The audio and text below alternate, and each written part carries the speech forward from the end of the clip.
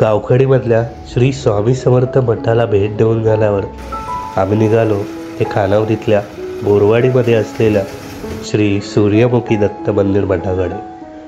कोकणातल्या मंदिरांचं खास आकर्षण म्हणजे तिथलं मन प्रसन्न करणारं मोकळं वातावरण आणि त्या प्रसन्न वातावरणात उभी असलेली मनाला आनंद प्रदान करणारी वैशिष्ट्यपूर्ण अशी ही सुंदर मंदिरं.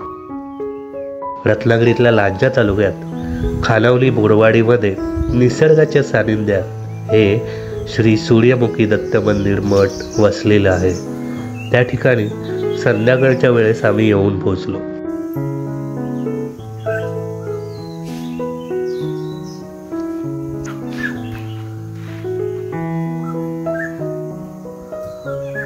समोरच एक अल्बम ठेवलेला होता, आई जगदंबेच्या फोटोने सजलेला.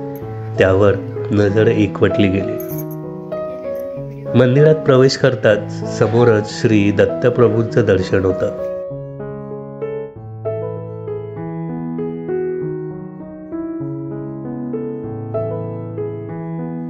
बाजूलाच आई जगदंबेची लक्षवेधी मूर्ती आहे.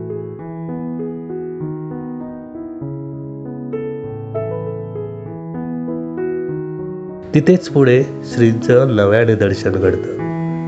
मंदिर प्रशस्त असं आहे. झाडा फुलांनी निसर्ग वेलींनी वेढलेलं आहे. थोडा वेळ आम्ही तिथेच निवांत बसलो, त्या तिथल्या शांततेच्या स्वाधीन. अवघ्या काही वेळात मंदिरात पूजापाठ सुरू झाले. धुपाची मोहर दळवळली गेली. यंत्रधून सुरू झाले. सूर्यमुखी दत्त मंदिर मठाचे कामकाज बघणारे तिथल्या पुजारींशी बोलणं झालं. मंदिराच्या परिसरातच जगदंबा निवासस्थान आहे. तेथे ते मुक्कामी असतात. निघताना त्यांनी दिलेला कोकम सरबतचा ग्लास रिता करून आम्ही आमच्या मार्गी लागलो.